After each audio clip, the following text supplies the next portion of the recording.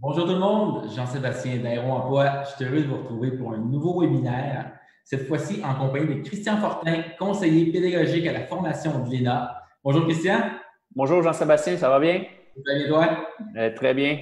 Oui. Donc, aujourd'hui, webinaire riche en contenu. On va vous présenter les différentes AEC qui sont offertes à l'École nationale d'aérotechnique. La soirée va se dérouler comme ceci.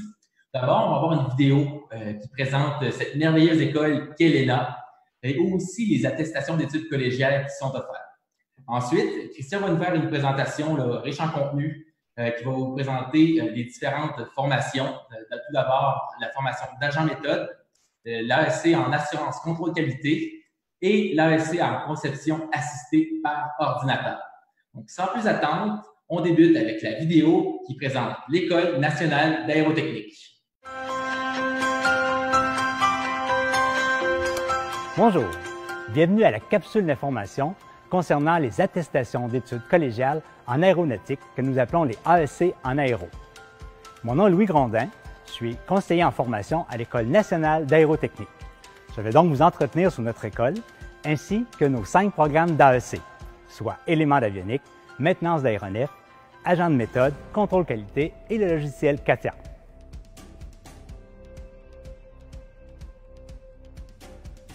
L'École nationale d'aérotechnique, qu'on appelle l'ENA, est affiliée au Cégep Édouard-Montpetit, qui est le plus grand cégep francophone au Québec.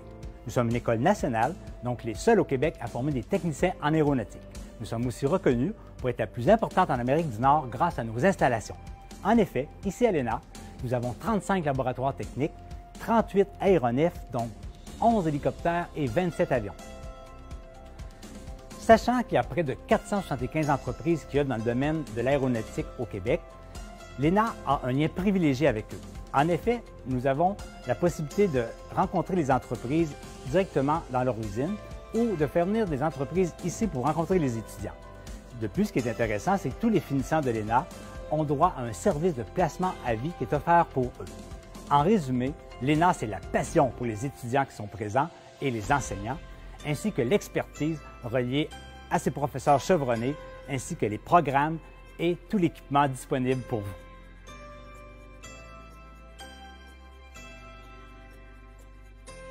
Qu'est-ce qu'une AEC que nous appelons attestation d'études collégiales?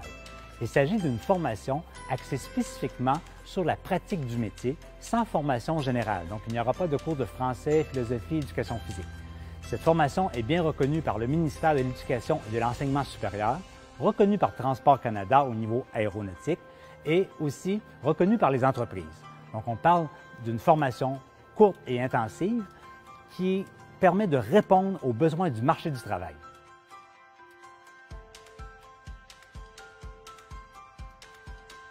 Les AEC en aéronautique sont offertes présentement de soir, de 16h à 23h, du lundi au vendredi.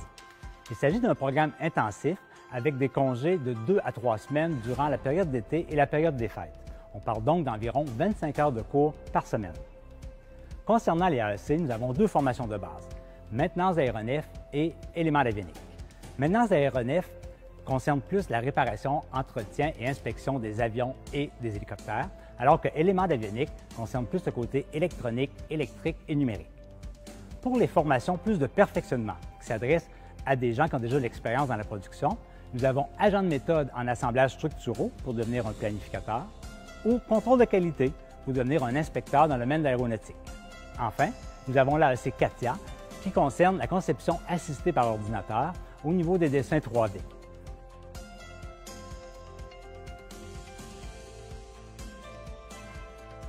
Concernant les conditions d'admission d'AEC, vous devez avoir au moins 18 ans, être citoyen canadien ou être résident permanent.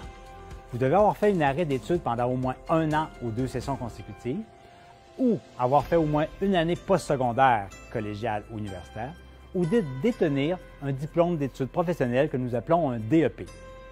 Concernant maintenant les conditions d'admission spécifiques au AEC en aéronautique, on vous invite d'aller directement sur le site Web pour voir tous les détails des éléments qui sont demandés.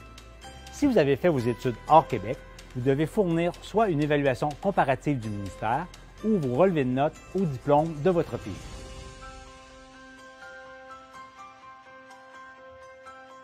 L'École nationale d'aérotechnique est une école publique. On doit donc calculer 30 pour l'inscription et 178 par session. Pour les matériels pédagogiques, selon le programme, ça peut aller de 200 à 700 $. Et enfin, on ajoute environ 300 $ pour les vêtements et matériels de sécurité.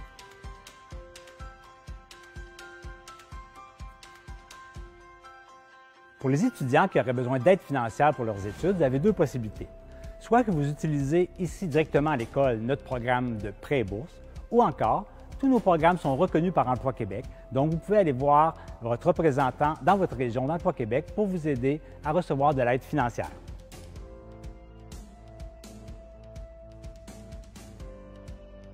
Pour pouvoir vous inscrire à nos AEC en aéronautique, vous pouvez aller directement sur le site web de l'ENA. Vous retrouverez tous les documents à fournir pour compléter votre inscription.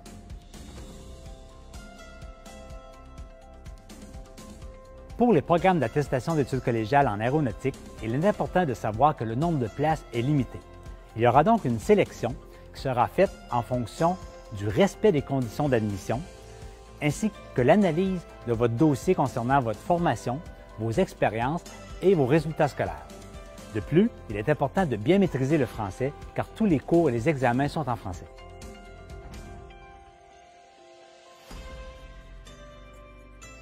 Pour toute question ou information concernant nos AEC, vous pouvez consulter directement notre site web de l'ENA. Vous pouvez aussi nous appeler ou nous écrire par courriel. Donc n'oubliez pas, à l'ENA, on vous offre passion et expertise. À bientôt!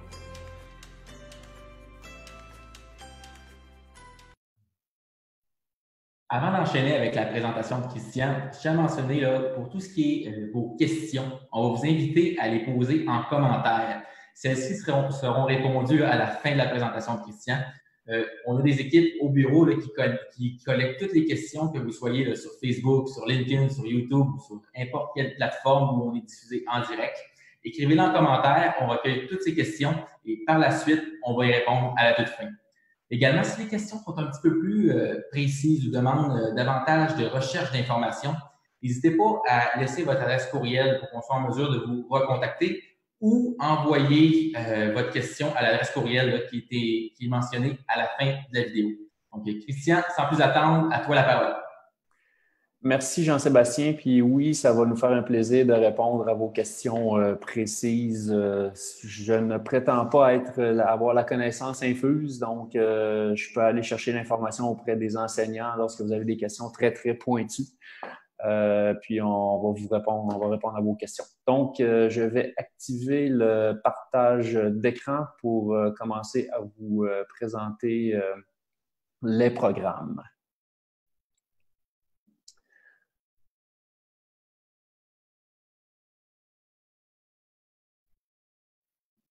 Donc, brièvement, c'est quoi les deux programmes principaux? C'est agent de méthode, assemblage structuraux en aéronautique et contrôle de la qualité en aéronautique. C'est deux programmes qui sont dérivés du programme de DEC technique en génie aérospatial. C'est qui la clientèle qui est visée par ces programmes-là? C'est des gens, tout d'abord, qui ont des diplômes d'études qui sont reliés à la production industrielle. Production industrielle, qu'est-ce que ça veut dire? Bien, ça peut être du génie mécanique, génie industriel, design industriel, et ça peut être des études de divers niveaux. Diplôme d'études professionnelles, diplôme d'études collégiales ou même des diplômes universitaires. Ce qui est aussi très important de mentionner, c'est que pour être admissible, vous devez avoir une expérience pertinente de travail reconnue en production industrielle. Mis à part pour ceux qui ont fait des DEP en montage de structure à l'École des métiers de l'aérospatiale de Montréal ou à ce moment-là, avec votre diplôme de l'EMAM en montage de structure, vous êtes automatiquement admissible au programme agent de méthode. Aussi, un critère de sélection, c'est que vous devez avoir réussi le cours de mathématiques 426 ou dans le jargon des jeunes d'aujourd'hui, TS ou SN, qui veut dire technico-sciences ou sciences naturelles. Et finalement, il faut être citoyen canadien ou résident permanent pour s'inscrire à ces formations-là offertes à l'ENA. Et Christian, je te pose la question parce que à l'écoute de ta présentation, là, si moi je suis un résident permanent, j'ai fait des études à l'étranger puis j'ai différents diplômes, est-ce que ceux-ci peuvent être reconnus comme une expérience pertinente ou peuvent être reconnus pour que je sois en mesure de suivre la formation?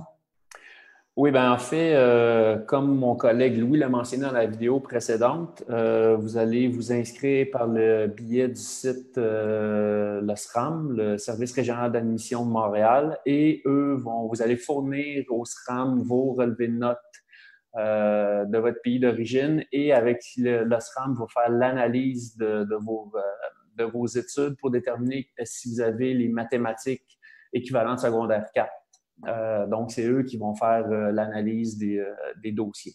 Puis sinon, lorsque vous déposez votre demande d'admission, vous fournissez une lettre de motivation et un CV qui nous permet d'analyser votre expérience de travail. Donc, pour un étudiant étranger, c'est pas le processus peut être un petit peu plus long, mais c'est pas quelque chose qui pardon, pas un étudiant étranger, mais un résident permanent. Ouais. C'est un petit peu plus long, mais ça reste très faisable. Oui, tout à fait. Tout à fait. D'ailleurs, dans les programmes d'agents de méthode, contrôle de qualité, il y a près de 6 étudiants sur 10 qui proviennent qui sont issus de l'immigration.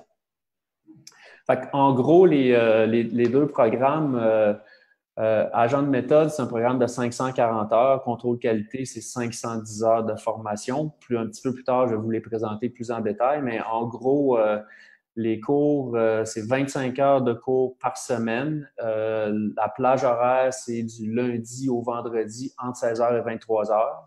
Vous ne commencez pas tout le temps 4 heures, mais il faut quand même être prêt, être disponible à compter de 16 heures pour faire les cours. Ça se peut que à la première étape, vous avez des cours qui commencent à 18, qui finissent à 23. Vous pouvez en avoir d'autres qui débutent à 16, qui finissent à 21. Ça dépend de la disponibilité des enseignants. Ce qui est important à dire aussi, c'est qu'en mode pandémie, vous le savez probablement déjà tous, les cours vont se donner à distance. Certaines activités vont se donner en présentiel à l'ENA, en respectant les normes de distanciation physique. Donc, qui dit à distance dit que vous allez avoir besoin d'avoir un ordinateur portatif ainsi qu'une webcam et un micro pour pouvoir suivre les cours.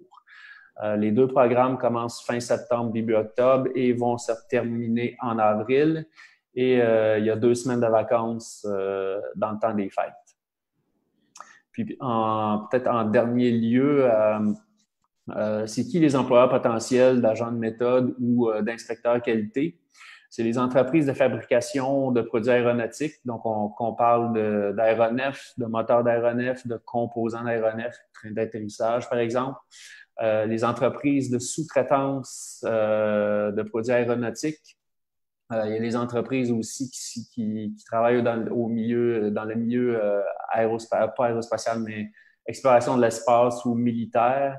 Et ce qui est important à dire aussi, c'est que c'est toute entreprise de fabrication qui entre autres des produits, entreprises manufacturières utilisent pas tout le temps, ça s'appelle pas tout le temps genre de méthode, je vais y revenir tantôt, mais il y a tout le temps de l'inspection de la qualité, puis il y a tout le temps de la planification de fabrication dans toute entreprise manufacturière. Donc, ça ouvre quand même des portes assez larges. Christian, c'est important de le souligner là, en jaune, vraiment, là, pour que ce soit clair pour les gens qui nous écoutent à la maison. Si vous êtes agent méthode, même si l'école porte le nom d'École nationale d'aérotechnique, cette formation-là va vous ouvrir énormément de portes dans n'importe quelle industrie manufacturière. Il n'y a pas un employeur qui ne voudra pas, avec la formation que vous avez à l'ENA, qui répond aux standards de l'industrie aéronautique. Quand les employeurs vont voir sur votre CV que vous avez suivi la formation agent méthode à l'ENA, ils vont jeter un regard attentif à votre CV. Pourquoi? Parce qu'ils savent très bien que cette formation-là répond aux standards de l'industrie aéronautique. Mais le besoin d'agent méthode, même si le nom peut être un petit peu différent, est tout aussi, peut-être aussi grand dans le secteur de l'automobile, du transport, des trains. Je veux dire, C'est un besoin qui est présent, puis cette formation-là répond à ce besoin-là. Donc, Christian, encore, c'était une petite aparté. Je te redonne la parole. Oui, merci Jean-Sébastien. Donc, maintenant, on pourrait passer plus en détail à la formation agent de méthode.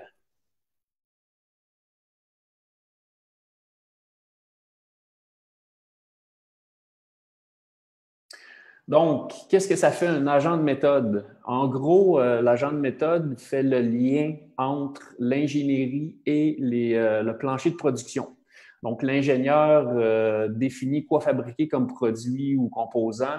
L'agent de méthode va déterminer de quelle façon on va fabriquer le produit. Fait que plus en détail, ce que l'agent de méthode fait, il va travailler à la conception et à la fabrication des produits ou des pièces à l'aide d'un ordinateur. Donc, ils vont beaucoup utiliser la conception assistée par ordinateur.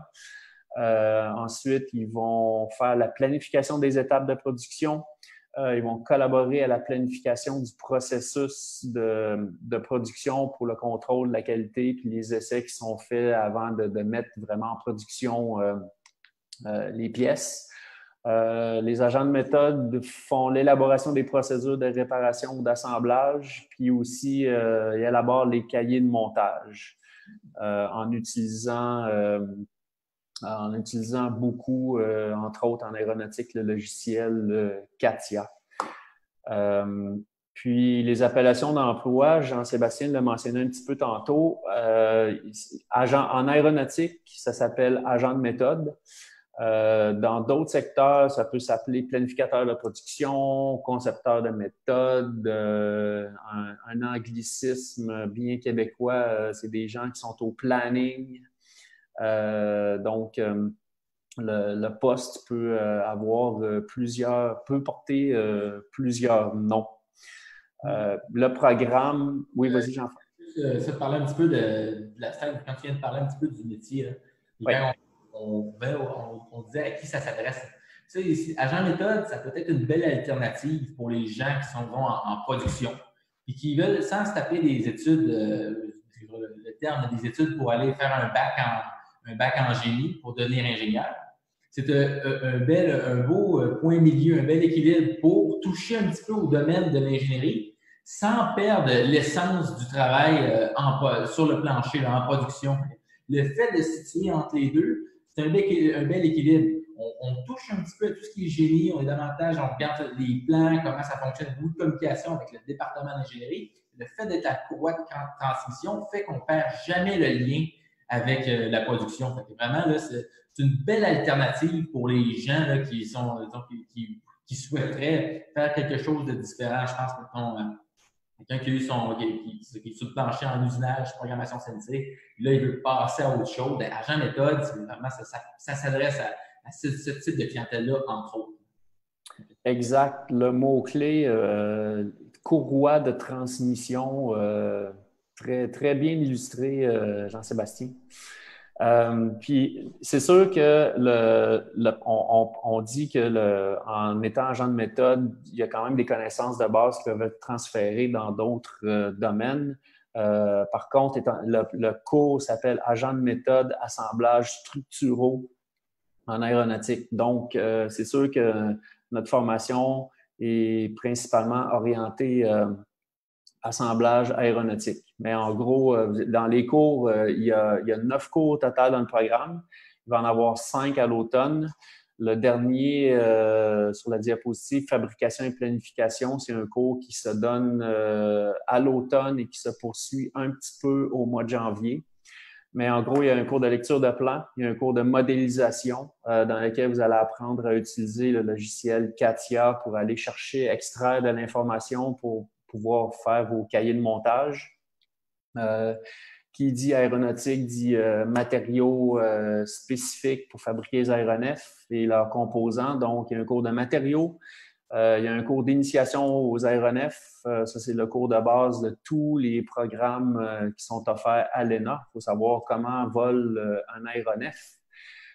Et à l'hiver, vous allez avoir un cours d'analyse fonctionnelle, un cours de système d'aéronefs, gestion de la qualité, pour savoir en gros comment fonctionne le système qualité à l'intérieur d'une entreprise manufacturière. Et le cours méthode et procédés d'assemblage et d'installation, encore là, c'est un cours dans lequel vous allez utiliser CATIA pour développer des cahiers de montage. Puis, donc, pour vous donner un aperçu du métier d'agent de méthode, mais je vous invite à visionner le témoignage d'un agent de méthode chez Bombardier Aéronautique.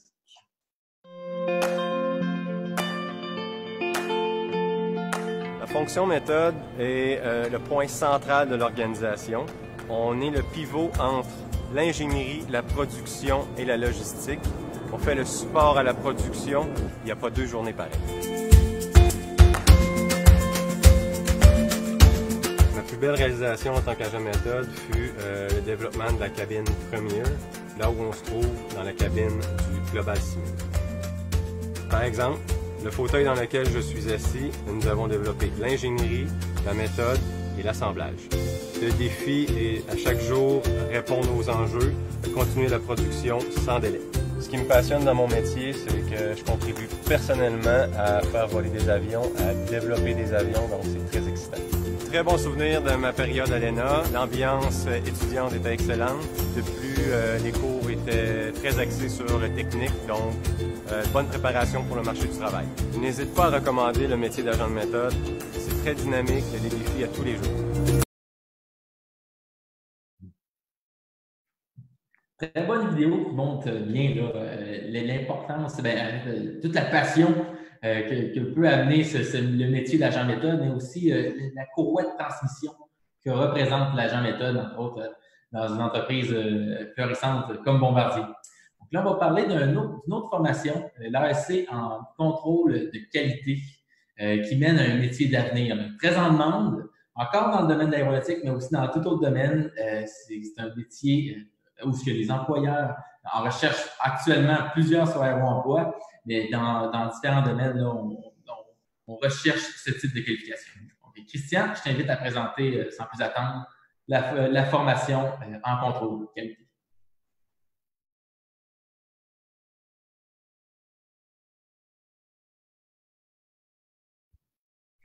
Merci Jean-Sébastien. Donc, qu'est-ce que ça fait une inspectrice ou un inspecteur en contrôle qualité? En gros, qu'est-ce qui est très, très important, c'est de lire et comprendre la documentation qui est liée aux produits qu'on va avoir à inspecter.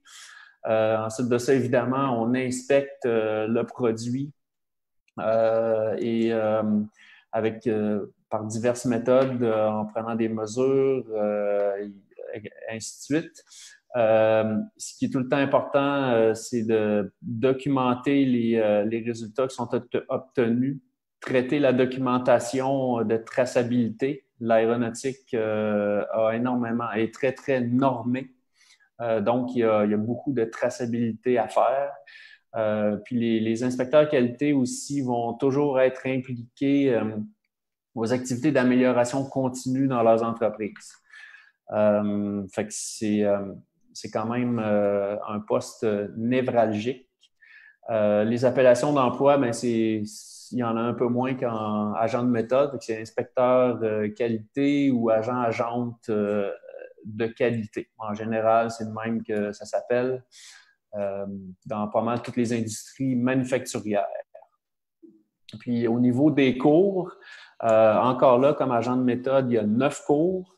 Les cours, vous allez voir que les titres se ressemblent. Par contre, les contenus sont différents et adaptés à la réalité d'un inspecteur. Donc, à l'automne, il va y avoir 4 cours: initiation en aéronautique, lecture de dessin, modélisation et matériaux et procédés de fabrication pour inspecteurs.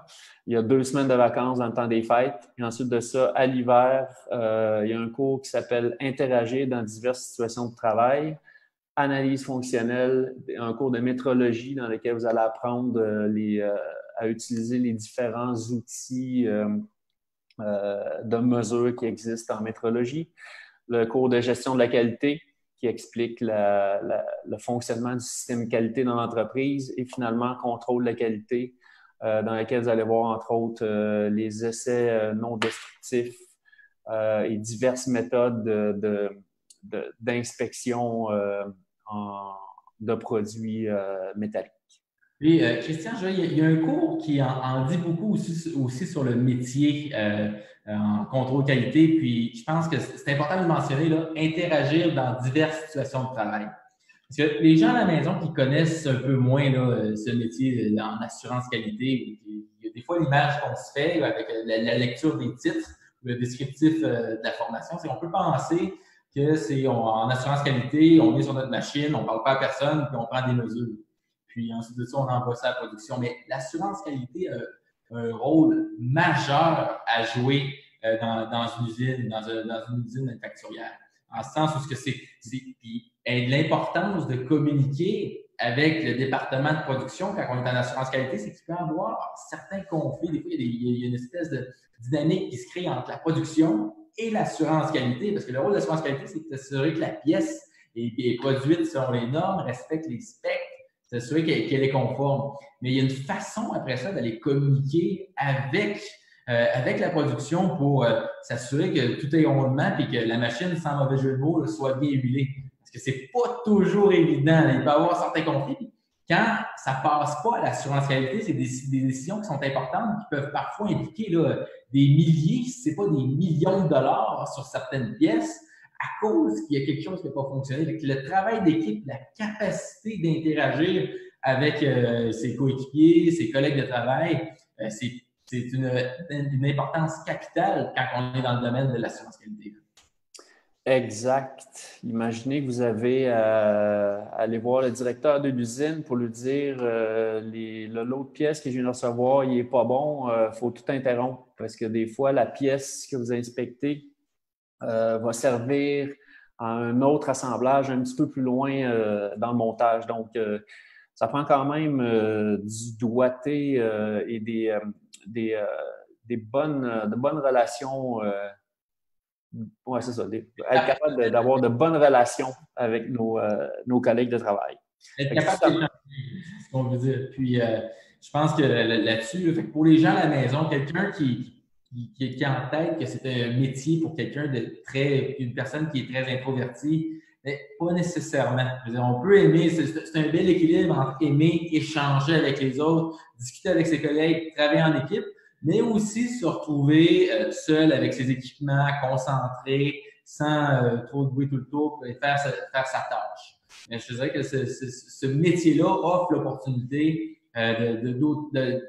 l'équilibre entre le travail d'équipe et le travail un peu plus solitaire, ou qu'on peut être un peu plus tranquille quand on effectue sa tâche. Oui, exact. Puis pour en savoir un petit peu plus sur l'environnement de travail, mais je vous invite à regarder ce bref vidéo de deux jeunes qui travaillent chez Pratt & Whitney Canada.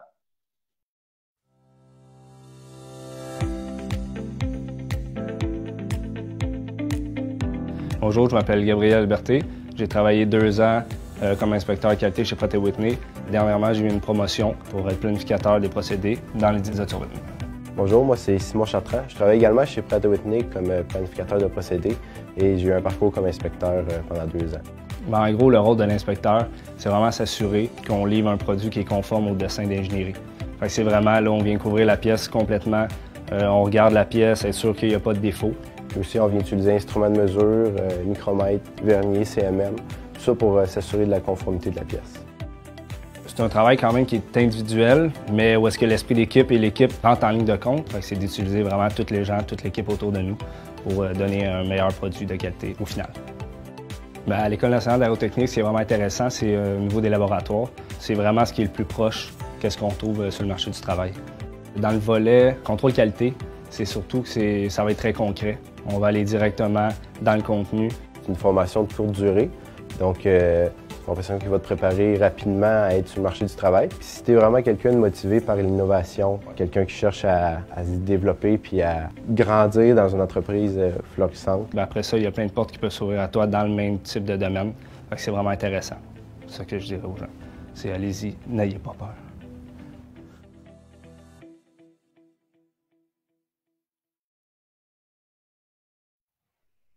Très belle vidéo, un beau témoignage, très inspirant d'une entreprise qui fait la fierté de tout le Québec. Puis je pense qu'il fait du pouce sur l'idée qu'on disait que l'importance du travail d'équipe lorsqu'on travaille à titre d'agent qualité dans une entreprise comme Pratt & Whitney. Donc, Christian, on va parler d'une autre formation, pardon, en l'AEC en conception assistée par ordinateur, qui aussi donne accès à des métiers d'avenir. Donc, Christian, je t'invite à nous parler de cette formation.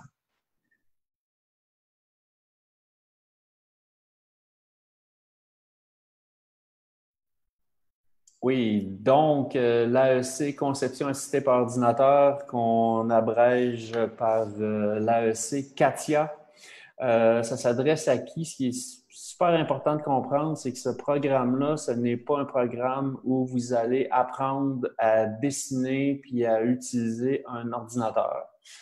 Donc, il faut déjà avoir une formation en dessin technique ou de l'expérience en dessin technique.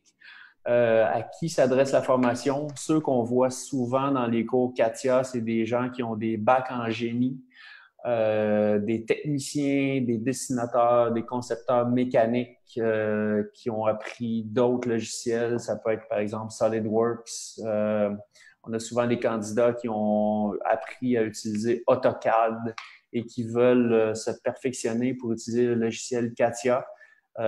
Qui est le logiciel principalement utilisé pour faire toute la conception des aéronefs. Bon, c'est ça, c'est un logiciel très, très utilisé dans l'industrie aéronautique, mais aussi dans l'industrie automobile. La compagnie BRP, c'est ça? Est-ce que je dis des niaiseries, Jean-Sébastien? BRP, ça, c'est tout ce qui est transport, véhicule pour le plaisir. Exactement. Les skidoo, les sea-doo sont conçus avec le logiciel CATIA.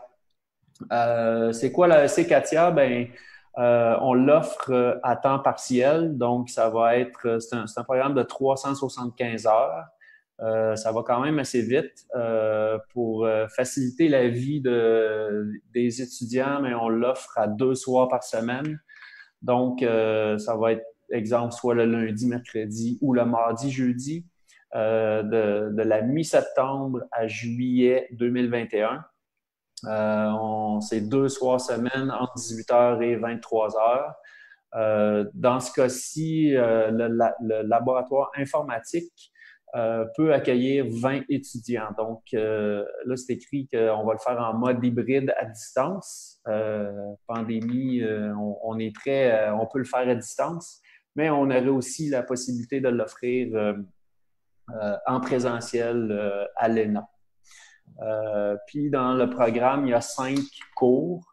Les cours se font un en arrière de l'autre. Donc, vous commencez pendant les 2-3 premières semaines, vous faites en fait, ça va être plus que ça. Là, je parle 2-3 semaines, c'est quand on l'offre à temps plein. À temps partiel, vous allez commencer par faire le cours Fondement CATIA et PLM. Une fois que ça c'est fait, vous faites le cours Technique avancée CATIA. Et à l'hiver, vous allez faire CATIA spécialisation, maquette virtuelle. Et le dernier cours, c'est un projet d'intégration dans lequel vous simulez la conception d'une pièce, sa fabrication et les mécanismes mobiles. Et ça permet de mettre, de tout mettre ce que vous avez appris dans le dernier cours pour conclure le cours CATIA. Donc, je reviens encore, ça prend déjà des bases en dessin technique. Et il faut quand même être, même pour agent de méthode et contrôle de la qualité, il faut être à l'aise avec les outils informatiques pour bien réussir ces cours-là. Et ça mettrait... Oui, Jean-Sébastien? Commentaire. Donc, la formation CATIA, c'est une formation qui est très appliquée. En le sens où on utilise le logiciel, là, je lis à la lecture de la lettre des cours. C'est les gens qui sortent de cette formation-là, on dirait qu'ils sont des experts CATIA, ils vont être très familiers, ils vont bien connaître le logiciel. En fait, oui, ils vont très bien connaître le logiciel. Puis, quand je mentionne que ça prend déjà des études au préalable, quelqu'un ne peut pas devenir concepteur mécanique en faisant uniquement l'AEC CATIA. il faut avoir des études liées au domaine du génie mécanique, par exemple un DEC en génie mécanique pour pouvoir occuper des postes de concepteur en tant que tel. C'est pour ça que CATIA, c'est une façon de le voir, c'est un peu comme vous décidez de vous inscrire à un cours de Microsoft Office ou un cours pour apprendre un nouveau logiciel, exemple la suite Adobe, vous voulez aller plus loin là-dedans, mais vous allez vous inscrire à un cours Adobe. Donc, c'est la même chose avec l'AEC CATIA, c'est pour vous apprendre à manœuvrer dans ce logiciel-là qui est quand même très, très, très, très vaste. Fort intéressant. Est-ce que c'est ce qui conclut, pardon, la présentation des différentes AEC offertes par l'ENA? Exact. Donc, j'arrête le partage de mon écran, puis on va maintenant répondre à vos questions.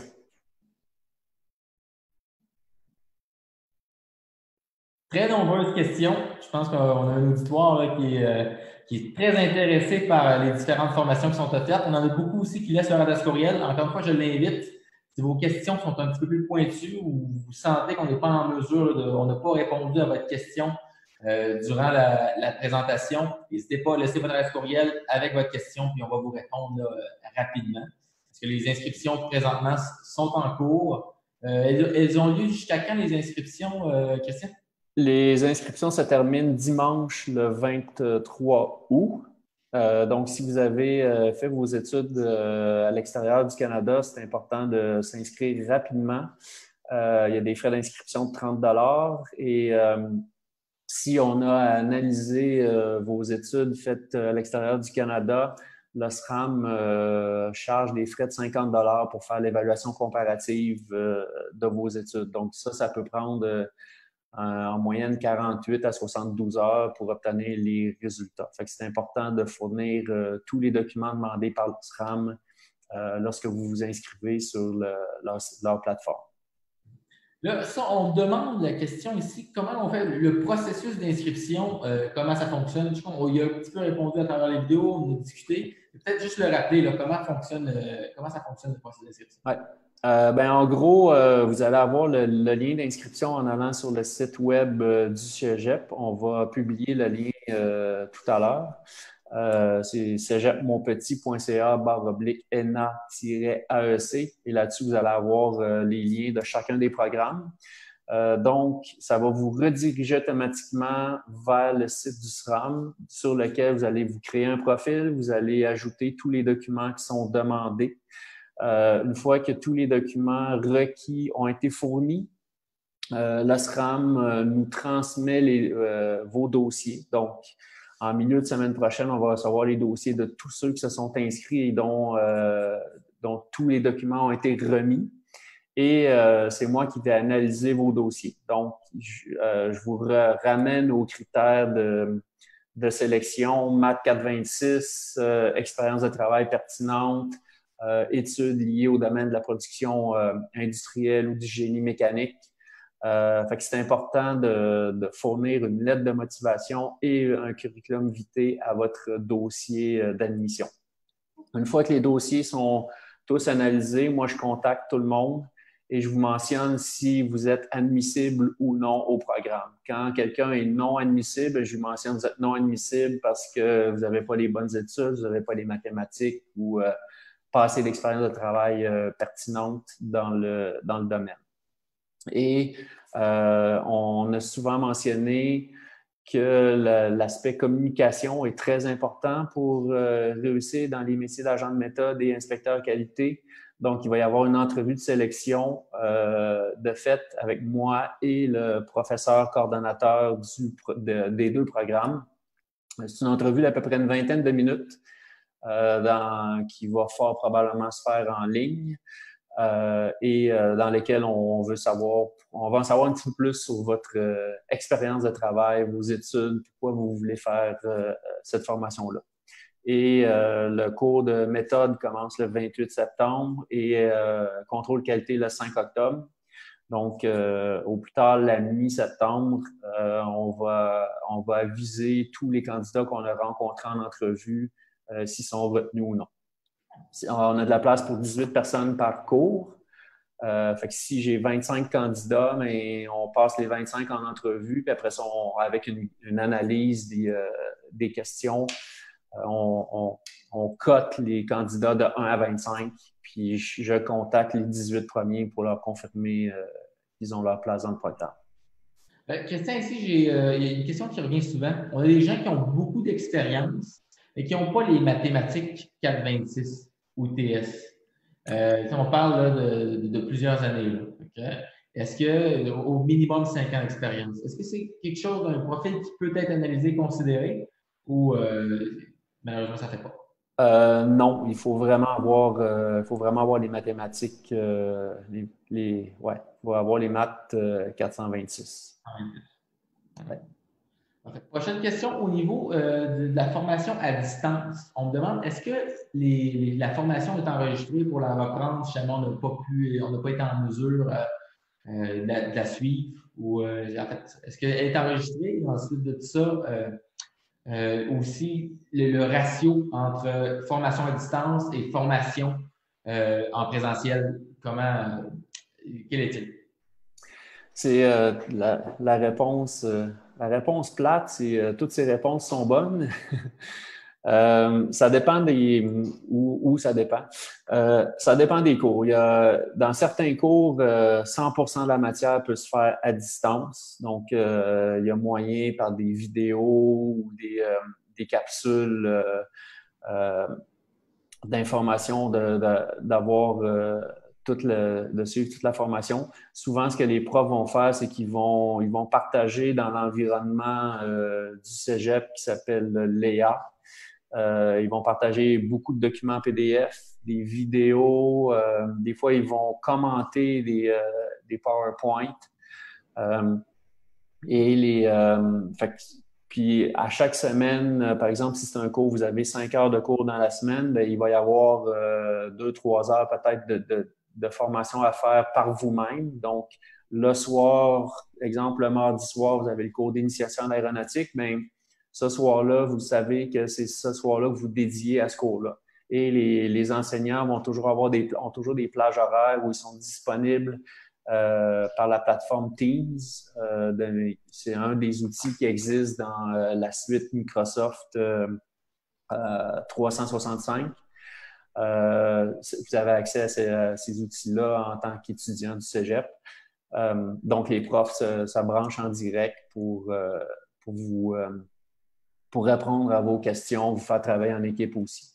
Puis dans certains cas, vous allez venir à l'ENA dans les laboratoires pour faire des activités pratiques, tout en respectant les règles de la santé publique, là, porter un masque, se laver les mains, être à 1,5 mètre minimum de distance, et ainsi de suite.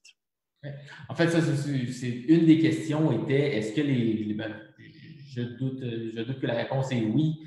Si l'ENA avait préparé ses classes en fonction là, des normes de la santé publique? La réponse est oui. Lorsque le confinement est arrivé au mois de mars, il y avait déjà des cours qui étaient en cours. Donc, les enseignants se sont adaptés. Il y a eu une brève période de 2-3 semaines où il y a ça en cours, mais tout le monde s'est adapter les contenus, trouver des nouvelles façons d'enseigner des cours pratiques, parce que l'ENA est une école extrêmement pratique. Puis là, pendant l'été, ben, avec les normes de la santé publique, tous les locaux ont été analysés pour déterminer, OK, ça, c'est un local qui, normalement, peut asseoir 40 personnes dans une classe théorique. On peut en asseoir combien en respectant les règles de distanciation? Même chose, les laboratoires CATIA, les bureaux sont déjà très distancés, ce qui fait en sorte qu'on n'a presque pas perdu de capacité pour ces locaux-là. Dans d'autres locales, les gens vont avoir apporté un masque, avoir des lunettes de sécurité, désinfecter leurs outils lorsqu'ils travaillent avec des outils. Fait que selon la capacité, ça se peut aussi que des fois, dans certains cours, on divise le groupe en deux. Donc, le laboratoire, le groupe est divisé en deux sous-groupes de 9 étudiants. Fait qu'un soir, c'est le groupe A qui va avoir un laboratoire en présence et le groupe B va faire des activités de laboratoire à distance. Puis on va alterner comme ça au cours de la session. Christian, tu es excellent. Tu devances les questions parce que c'était la question, c'était une des questions que j'allais te poser qui venait du public. L'autre question concernant Katia, on a dit que c'est un logiciel qui est très puissant, qui peut demander une certaine charge sur les ordinateurs. Est-ce que ça prend un ordinateur en particulier ou un équipement ou n'importe quel ordi fait? Quand on l'utilise, en fait, il existe une version étudiante de Katia que vous pouvez installer sur votre ordinateur. Si vous avez un vieux laptop, en fait, sur le site, lorsque vous allez vous inscrire à la formation, on va vous fournir le profil d'ordi requis. Mais ça prend, pour être vraiment en très, très bonne posture et que ça fonctionne extrêmement bien, ça prend un laptop qui coûte au moins entre 1 500 et 2 000 $. Mais ceci étant dit, un laptop ordinaire qui coûte aujourd'hui environ 800 $, il y a moyen d'utiliser la version Katia à distance. Puis sinon, lorsqu'on fait les cours à distance, vous pouvez avoir accès. En fait, il y a un accès à distance qui se fait sur les postes de travail à l'ENA. Donc, votre écran d'ordinateur, à vous, chez vous, à la maison, sert uniquement comme c'est l'ordi de l'école qui travaille. Oui, pour être clair, là, je pense que ta réponse est relativement claire, mais pour renchérir là-dessus, c'est que même si ce n'est pas un ordi qui est excessivement puissant, c'est pas votre ordinateur qui va prendre la charge du logiciel. C'est l'ordinateur à l'école. C'est un très bel outil là, en tant que tel. C'est très convenient. C'est une très bonne idée d'avoir pensé à ça. Ouais. Petit conseil, sinon si vous avez des ordi moins performants, pensez à faire un ménage dans votre ordinateur. Souvent, il y a beaucoup de mémoire en cache ou des choses qui sont sauvegardées et qui ne servent plus. Là. Juste faire ça, là, ça lui redonne un petit peu d'énergie dans le temps. Oui, exact. Ensuite, Christian, on y a déjà répondu, mais je tiens à ce c'est une bonne chose qu'on y réponde à nouveau. Si c'est quelqu'un qui s'est joint un petit peu plus tard là, dans la conversation, on nous demande les dates de début des cours. Oui, les dates de début des cours pour méthode, en fait, agent de méthode, le cours débute le 28 septembre. Contrôle de qualité, ça débute le 5 octobre. Et conception assistée par ordinateur, Katia, ça commence le 14 septembre. Est-ce qu'il y a des offres de stage qui suivent à la formation? Pas dans ces programmes-là. En fait, il n'y a aucun stage en entreprise dans les attestations d'études collégiales. Par contre, sachez, comme mon collègue Louis l'a mentionné dans la vidéo d'introduction, qu'il y a un service de placement à l'ENA. Donc, une fois que vous êtes finissant, les entreprises, en plus d'utiliser les services d'aéro-emploi, belle plug pour JS, il y a le service de placement à l'ENA duquel vous avez accès toute votre vie durant. Là, je pense que c'est important de dire, de A à Z à l'ENA, puis ça, c'est ce qu'on remarque, là, même nous, on travaille avec différents cégeps, ce qui distingue l'ENA de plusieurs cégeps, c'est le support, que tout l'encadrement qu'offrent autant les enseignants, les services administratifs. Vraiment, vous êtes là, puis ça crée un esprit de famille qui est très, très fort là, auprès de toute la communauté de l'ENA. Puis, exact. Puis en tant qu'étudiant à l'ENA, vous allez supporter de votre inscription, puis vous avez Christian qui vous supporte à partir du moment où vous vous inscrivez. Durant toute votre formation, vous avez des questions, parce que les enseignants aussi de l'ENA sont des experts, des professionnels dans leur industrie, puis ils sont là pour vous assister s'il n'y a quoi que ce soit. Là. Puis aussi le département plus administratif. Si vous avez des questions, je suppose que Christian, on n'a pas de problème à le contacter. Non, effectivement, je ne suis jamais très, très loin d'un iPhone ou Des moyens de communication. Les étudiants, à l'interne, on utilise la plateforme Omnivox qu'il y a dans presque tous les cégeps du Québec. Et donc, en téléchargeant l'application Omnivox sur vos téléphones, vous pouvez nous écrire, puis on répond très rapidement. Comme tu mentionnes, Léna, on a peut-être 800-900 étudiants au secteur, ce qu'on appelle le régulier, là, les jeunes qui sortent du secondaire, qui veulent devenir techniciens d'entretien d'aéronefs. Puis on a à peu près 150-200 étudiants adultes qui sont là principalement le soir. Donc, on parle d'environ 1000 étudiants dans l'école, puis on est peut-être une équipe d'environ 160 quelques employés. Donc, c'est un peu, l'ENA, c'est un peu comme une petite PME où tout le monde se connaît. Puis, quand on n'a pas la réponse, ben c'est assez facile de la trouver auprès de nos collègues. Puis, comme tu le mentionnes, la plupart des enseignants sont des diplômés de l'ENA. Et c'est des gens qui sont extrêmement passionnés par l'aéronautique. Tout ce qui vole les fascine. Fait que vous l'avez vu au début de la vidéo, il y a 38 aéronefs à l'école. Donc, c'est une école avec plein de beaux jouets.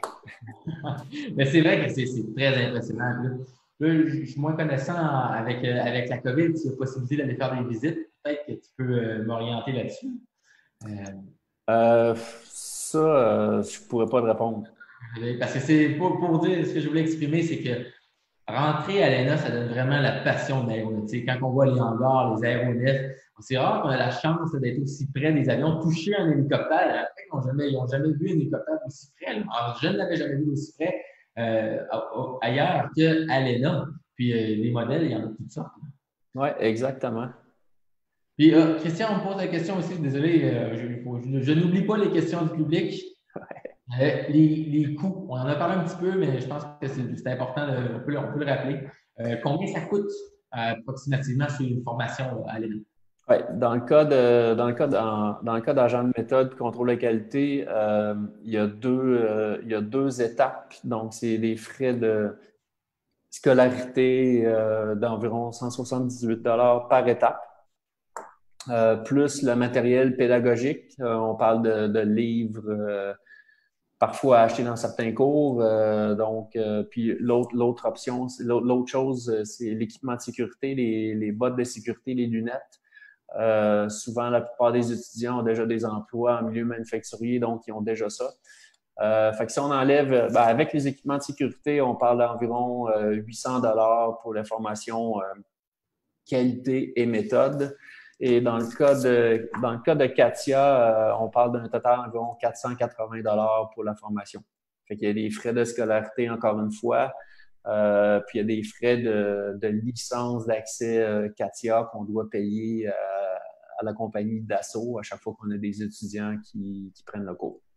Donc, c'est une formation qui permet d'obtenir un emploi qui est payant là, aussi rapidement. À ce prix-là, c'est un investissement qui est très rentable. Oui, tout à fait. Tout à fait. Puis, autre question, puis c'est important qu'on mentionne, qu'on en parle. L'AEC versus le DEC. Je t'en glisse ce mot. Est-ce qu'on demande si c'est reconnu auprès des employeurs? Si l'AEC est reconnu auprès des employeurs? Oui. Oui, ben quand quelqu'un applique pour un poste d'inspecteur qualité, en fait, le DEC en génie aérospatial mène à trois voies de sortie. Il y a une voie de sortie qui est méthode, il y a une voie de sortie qui est contrôle qualité, puis une voie de sortie qui est conception.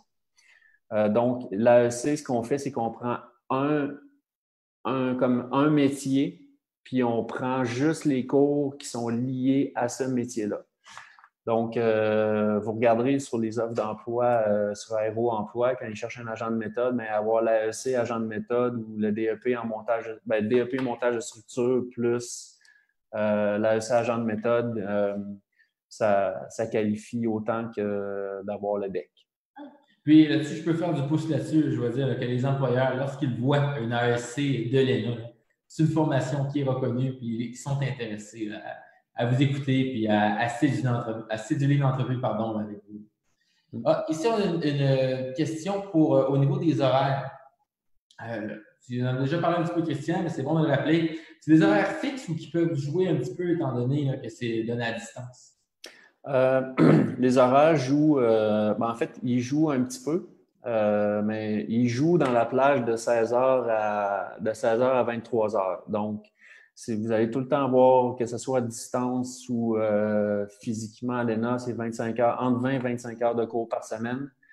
Et vous devez être disponible. Vous ne pouvez pas vous dire la formation, elle se fait à distance, fait que je vais continuer à travailler à temps plein le soir pareil, puis j'écouterai le cours le lendemain matin. Non, ça ne marche pas parce que c'est pendant vos plages horaires que vous allez avoir des examens, entre autres, à faire. Mais oui, même si c'est à distance, la plage horaire est tout le temps entre 4 heures et 11 heures le soir. Puis quand on dit 11 heures, c'est pas nécessairement 11 heures. Là. Faites-vous-en pas. Vous finirez pas l'école à 11 heures un vendredi soir. Vous allez plus venir vers 10h15, 10h30. Parce qu'à chaque période d'1 heure de cours, en fait, chaque 60 minutes, c'est 50 minutes de cours et 10 minutes de pause. Fait que chaque enseignant est responsable de gérer son temps de classe en fonction de la matière. Oui, ça, ce que je veux dire, c'est que ça reste un horaire qui est adapté aux gens qui sont sur le marché du travail. C'est là-dessus, l'horaire de soir, la plupart des gens travaillent 2 jours. Oui.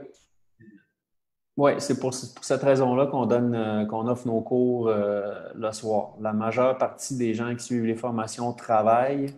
Là, c'est sûr que la formation à distance, ça vous donne un avantage parce que quelqu'un qui travaille dans une usine à Ville-Saint-Laurent, son quart de travail finit à 3 heures, ben, en temps non-COVID, penser passer de Ville-Saint-Laurent à Saint-Hubert en 35-40 minutes, c'est un peu rêvé en couleur. Mais c'est sûr que là, avec la formation à distance, mais vous pouvez quand même avoir accès plus rapidement peut-être à votre ordinateur. Puis, c'est important aussi, il y en a des fois qui, leur quart de travail commence à 11 heures. Donc, là, ils disent, je vais m'inscrire, puis j'irai pas à la dernière heure et demie du cours. Ça, les profs nous écrivent assez vite. Puis si vous vous êtes inscrit dans le programme et qu'on vous a admis dans le programme, on s'attend à ce que vous soyez présent dans le programme.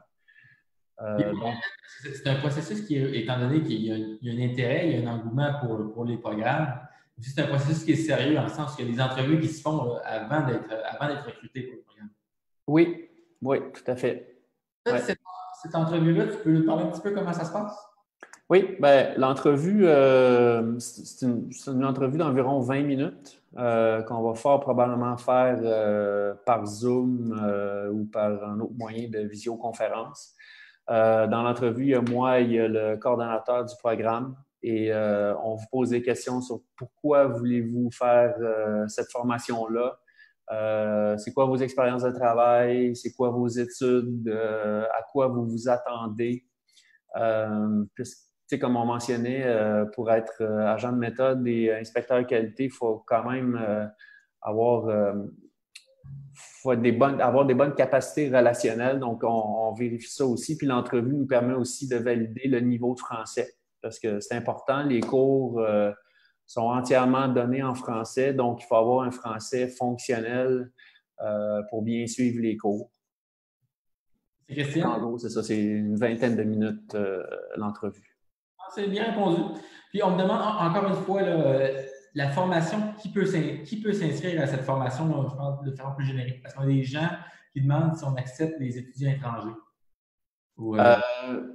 Ça dépend. Si la question provient d'une personne qui actuellement se trouve à l'étranger, qui n'est pas physiquement au Québec, la réponse est non. Quelqu'un qui est citoyen canadien, quelqu'un qui a émigré au Canada, qui est maintenant rendu résident permanent ou citoyen canadien. qui est détenteur d'un certificat de sélection du Québec, cette personne-là est admissible à la formation. Mais si vous demeurez actuellement à l'extérieur du Québec, vous êtes non admissible à ces 3 programmes-là. Merci, Christian. Écoute, sinon, là, on a encore beaucoup de questions, mais c'est des questions un petit peu plus pointues. Là. Je le rappelle, n'hésitez pas, laissez votre adresse courriel. Là, on va reprendre toutes les questions là, une à une après la présentation. Donc, Christian, je veux dire, très belle présentation. Belle réussite, je pense que c'était clair, concis. Et les gens ont une tête beaucoup plus éclairée sur les différentes formations qui sont offertes à l'ENA. On rappelle les coordonnées pour te rejoindre et aussi pour rejoindre la formation continue si on a des questions ou si on veut être assisté ou s'inscrire à une des formations offertes par l'École nationale d'aéronautique. Exact. Merci beaucoup, Jean-Sébastien, pour l'animation de la soirée. Ça a été très intéressant comme expérience. Merci à la petite voix qui parle dans nos écouteurs une fois de temps en temps.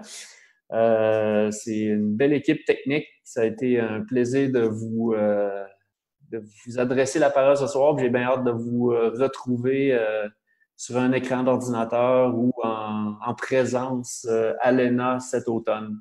Puis si vous avez des questions, n'hésitez pas. Ça va nous faire un plaisir d'y répondre par courriel ou en laissez vos coordonnées comme Jean-Sébastien l'a mentionné. Fait que, bonne fin de soirée tout le monde. Bonne soirée à tous.